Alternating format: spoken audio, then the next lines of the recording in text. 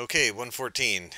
Display distribution of grades A through F in a course. Would it be correct to use a bar graph or a pie chart or both? Well, let's say we have this set of data.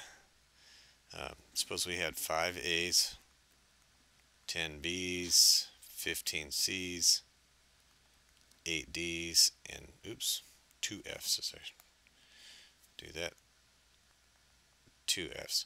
Well, to make a bar chart,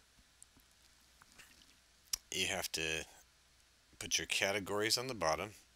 So we got A's, B's, C's, D's, and F's bottom. And then on the vertical axis is always your counts.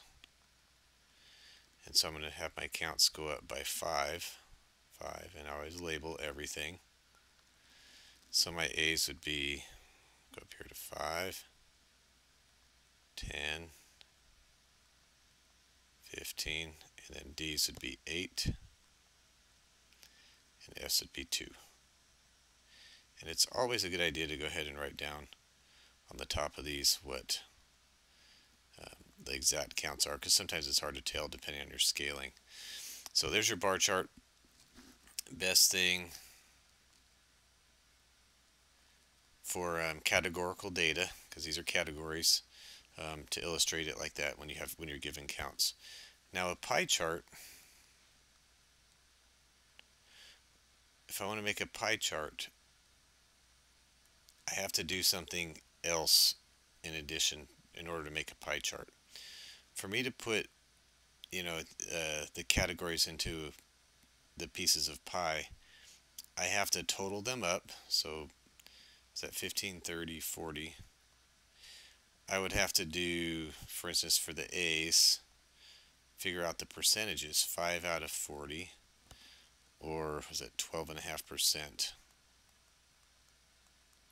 And the B's would be 10 out of 40, or 25%. So once I know the percent, then I can do the correct slice of pie, because I know 25% is a quarter of the circle, so this would be the B's. And usually in a pie chart we put the percents in here and not the counts. But you could still say there's 10 in here, and then do the A's would be half of that, would be 5, and work your way around and do it that way. And you'd want to say grades, label it, and so forth. But normally we reserve pie charts for what we call a relative frequency distribution.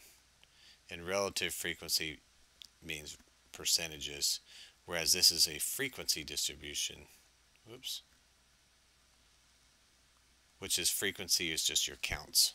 So bar chart in this situation is better for this, but you can use them both in this case, but I would stick with the bar chart. There you have it.